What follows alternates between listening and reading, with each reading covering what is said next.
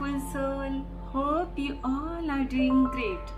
Friends, मैंने कई बार notice किया है कि जब लोग अपने ड्रीम को मैनिफेस्ट करने के लिए एलओए की टेक्निक का इस्तेमाल करते हैं तो वो ये सोचते हैं कि चलो हमने इस टेक्निक को इतने दिन इस्तेमाल किया तो अब तुरंत मुझे मेरी मनपसंद चीज़ मिल जाएगी, मेरा ड्रीम मैनिफेस्ट हो जाएगा।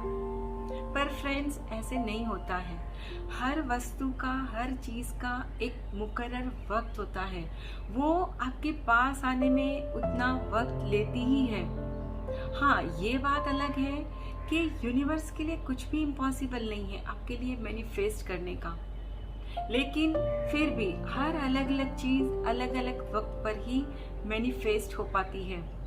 और फ्रेंड्स, आज मैं आपको एक एलओए की ऐसी अमेजिंग सक्सेस स्टोरी सुनाने जा रही हूँ जिससे आपको ये समझने में आसानी होगी कि हर वस्तु का एक निर्धारित वक्त होता है, लेकिन इम्पॉसिबल कुछ भी नहीं। हम अपनी हर मनपसंद चीज़ को अपने इस जीवन में ज़रूर हासिल कर सकते हैं। फ्रेंड्स, आज की ये सक्सेस स्टोरी मैंने द सीक्रेट की ऑफिशियल वेबसाइट से ली है और यहाँ सारी स्टोरीज इंग्लिश में होती है। मैंने खास आप लोगों के लिए इसे हिंदी में ट्रांसलेट किया है। आज की स्टोरी ली की है जो साउथ अफ्रीका की रहने वाली है। ली बताती है कि 1 जनवरी 2005 में मैं अपने ख्वाबों के राजकुमार से मिली। उस समय मैं इस बात से बिल्कुल अनजान थी कि एक्चुअली में मैंने उसे एलओए की टेक्निक का इस्तेमाल करके अपने जीवन में आकर्षित किया है। साल भर पहले हम सब सहेलियों ने यूं ही मजाक मजाक में एक पेपर पर लिख दिया जो हम सब अपने हस्बैंड्स में चाहती थी। मैं अपने लिए एक ऐसा लाइफ पार्टनर चाहती थी जो सज्जन होने के साथ साथ केयरिंग भी हो और वो बहुत मेहनती हो तथा भगवान में आस्था रखता हो, पूजा पाठ करने वाला हो। मैंने उनके बारे में वो भी सब कुछ डिटेल में लिख दिया जो मैं उनमें देखना चाहती थी, जैसे कि उनकी आंखों का रंग, वो दिखने में कैसे हो, सब कुछ। और फिर हम सब ने उस पेपर को रात को गार्डन में नीचे ज़मीन में गाड़ दिया और फिर हम सब बहुत हंसी और फिर हम भूल ही गए इस बात को। पर मेरे दिमाग में कहीं न कहीं वो बात चल ही रही थी और मुझे पूरा विश्वास था कि मेरे ख्वाबों का राजकुमार जैसा मैं चाहती थी वैसा ही होगा। मैंने अपने दिमाग में कोई भी नेगेटिव थॉट्स को आने नहीं दिया और जब भी अकेला महसूस करती तो अपनी आंखों को बंद करके मैं हमारी खूबसूरत ज़िंदगी को इमेजिन करती और भगवान का शुक्राना करती थी। फ्रेंड्स, आई थिंक इस तरह का विजुअलाइजेशन हर लड़की अपने जीवन में करती होगी कि उन्हें कैसा हस्बैंड चाहिए, उनमें क्या क्या खूबियाँ हो, है ना। 1 साल बाद मैं इनसे अपनी एक फ्रेंड के घर पर मिली और 2007 में हमारी शादी हो गई, यानी कि इनके ख्वाबों का राजकुमार इनको मिल गया और ये मेरी ज़िंदगी का टर्निंग पॉइंट था। मुझे महसूस हुआ कि मैं अपनी ज़िंदगी बदल सकती हूँ, मुझ में वो शक्ति है, वो पावर है। और फिर मैंने द सीक्रेट की डीवीडी खरीदी।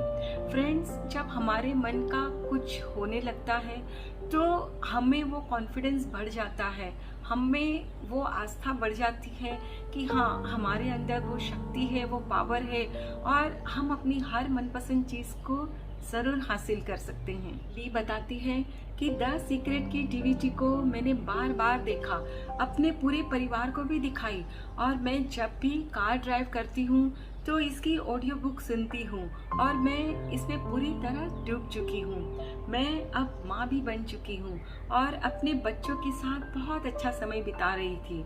फिर मुझे लगने लगा कि मुझे ज़िंदगी में और भी कुछ चाहिए। मुझे अपना करियर बनाना था और मैं पैसे कमाना चाहती थी। मैं नहीं जानती थी कि कैसे होगा, पर हर रात सोने से पहले मैं अपने शानदार करियर के लिए शुक्राना करती थी। वाओ, ये होता है आत्मविश्वास।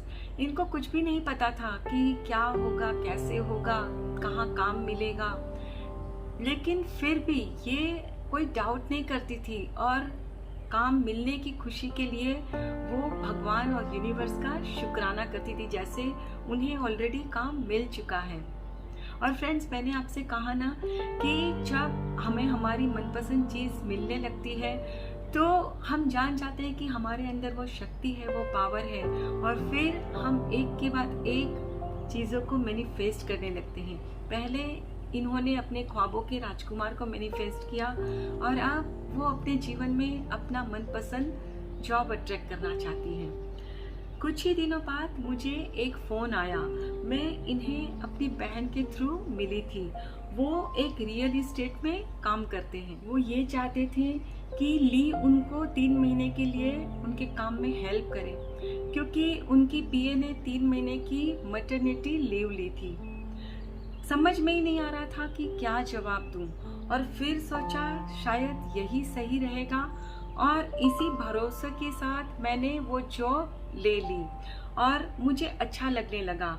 मैं अपने इस प्रॉपर्टी के काम में पूरी तरह से डूब गई थी। 3 महीने काम करने के बाद मुझे लगने लगा कि शायद यही वो करियर है जिसकी मुझे तलाश थी। मैंने निश्चय कर लिया कि मैं इस काम के बारे में पूरी जानकारी हासिल करूंगी और एक रियल इस्टेट एजेंट बन जाऊंगी, यानी कि प्रॉपर्टी एजेंट। मुझे आशा थी कि शायद कंपनी मुझे परमानेंट जॉब दे देगी, पर मुझे वो काम छोड़ना पड़ा, क्योंकि जिन्होंने 3 महीने की मैटरनिटी लीव ली थी वो वापस आ गई। मुझे निराशा हुई, पर साथ ही मैं शुक्रगुजार थी कि मुझे उस काम को सीखने का मौका मिला। ये काम इतना भी आसान नहीं था, लेकिन मैंने खुद की काबिलियत और यूनिवर्स पर पूरा भरोसा किया और मैं एक सफल प्रॉपर्टी एजेंट बन गई। सबको मेरा काम पसंद आ रहा था और मुझे भी इसमें बहुत मज़ा आ रहा था। वाह, कितना डिटर्मिनेशन! इन्होंने एक बार भी अपने मन में नेगेटिव थॉट नहीं आने दिया कि उस कंपनी ने तो मुझे काम से निकाल दिया तो अब छोड़ो ना। नहीं, इन्होंने अपनी कोशिश जारी रखी और फिर ये एक सफल प्रॉपर्टी एजेंट बन गई। करीब 2 साल पहले मुझे लगा कि मैं काम में इतनी ज़्यादा व्यस्त हो गई थी कि अपनी फैमिली लाइफ को मैं एंजॉय नहीं कर पा रही थी। सैटरडे संडे की वो पार्टी फ्रेंड्स के और फैमिली के साथ मैं बहुत मिस कर रही थी। फिर मैंने निश्चय किया कि मुझे कुछ नया सोचना पड़ेगा। हालांकि मेरे पास किसी दूसरे काम के लिए कोई जानकारी या तजुर्बा नहीं था, इसीलिए ये थोड़ा मुश्किल था कि मुझे कोई और काम मिले जिसमें मुझे सिर्फ 9 से 5 ही काम करना पड़े। फिर मैंने तुरंत अपना थॉट पैटर्न चेंज किया। आंखें बंद करके मैं अपने एंड रिजल्ट को विजुअलाइज करने लगी जो मैं चाहती थी। फ्रेंड्स, जैसा कि हम सब जानते हैं कि प्रॉपर्टी एजेंट्स के वर्किंग आवर्स फिक्स नहीं होते हैं, और सैटरडे संडे को तो बल्कि उन्हें ज़्यादा काम रहता है, क्योंकि दूसरों की ऑफिसें उस दिन बंद होती हैं। तो प्रॉपर्टी एजेंट्स उन्हें फ्लैट्स, प्रॉपर्टी वगैरह दिखाने के लिए ले जाते हैं, और यहाँ ली चाहती थी कि उन्हें 9 से 5 की फिक्स जॉब मिल जाए ताकि वो अपने फैमिली के साथ वक्त बिता सकें। और फिर ये लॉकडाउन आया। इस पैंडेमिक ने तो सबको डरा दिया, पर फिर भी मुझे अपने अंदर विश्वास था कि सब कुछ ठीक हो जाएगा। मैंने अपना ग्रेटिट्यूड जर्नल लिखना चालू रखा। मैं ग्रेटफुल फील करती थी कि मेरे सर पर छत है, मेरे पति और बच्चे मेरे साथ है, मुझे 2 वक्त का खाना मिल रहा है, हम सबकी अच्छी हेल्थ है। मैं पूरी दुनिया के लिए अच्छी हेल्थ की कामना करती थी और आज भी मैं कर रही हूँ। फ्रेंड्स, शुक्राना में बहुत ताकत होती है, और आप यदि अपना ग्रेटिट्यूड जर्नल लिखते हो तो बहुत अच्छी बात है, लेकिन फिर भी यदि किसी कारण से आप किसी दिन नहीं लिख पाते हो तो भी रात को सोते समय भगवान और यूनिवर्स का शुक्राना ज़रूर करिए। फ्रेंड्स, मैं तो दिन भर छोटी छोटी बातों के लिए भगवान और यूनिवर्स का शुक्राना करती रहती हूँ कि उन्होंने मुझे कितनी अच्छी चीज़ों से नवाजा है, और इसीलिए मैं अपनी ज़िंदगी में खुश हूँ। और 3 महीने पहले मुझे 9 से 5 की जॉब मिल गई, सेम कंपनी में। वाओ! देखा फ्रेंड्स, शुक्राना में कितनी ताकत होती है।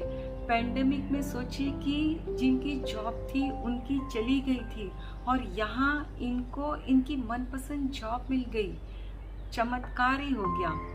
ये एक जादू और चमत्कार से कम नहीं था, क्योंकि अभी जो सिचुएशन है उसमें नया और वो भी खुद जैसा सोचे वैसा काम मिलना तो इम्पॉसिबल ही था। जैसा मैंने चाहा था ठीक वैसा ही है, 9 से 5 काम करना। और मैं तहे दिल से रोंडा और द सीक्रेट की पूरी टीम को धन्यवाद करती हूँ। ली बताती है, मुझे इस वेबसाइट ने भी बहुत ज़्यादा हौसला दिया है कि मैं सही फैसला लूँ। मैं अपने जीवन के हर आशीर्वाद के लिए शुक्रगुजार हूँ।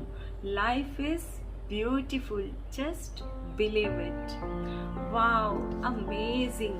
देखा फ्रेंड्स, ली ने कभी भी अपने मन में डाउट नहीं आने दिया कि इस पैंडेमिक में तो सबकी जॉब्स जा रही है, तो मुझे मेरी मनपसंद जॉब कहाँ से और कैसे मिलेगी।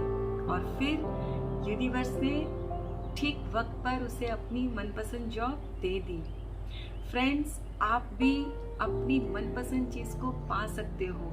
सिर्फ और सिर्फ भगवान और यूनिवर्स पर भरोसा रखना है, खुद पर आत्मविश्वास रखना है कि हाँ, मुझ में वो काबिलियत है और मैं अपनी मनपसंद चीज को हासिल करके ही रहूंगा या रहूंगी। Nothing is impossible. खुद से ढेर सारा प्यार करिए, अपना और अपने परिवार का बहुत अच्छे से ख्याल रखिए। Please take care of yourself and your family. Stay healthy, stay blessed. फिर मिलते हैं।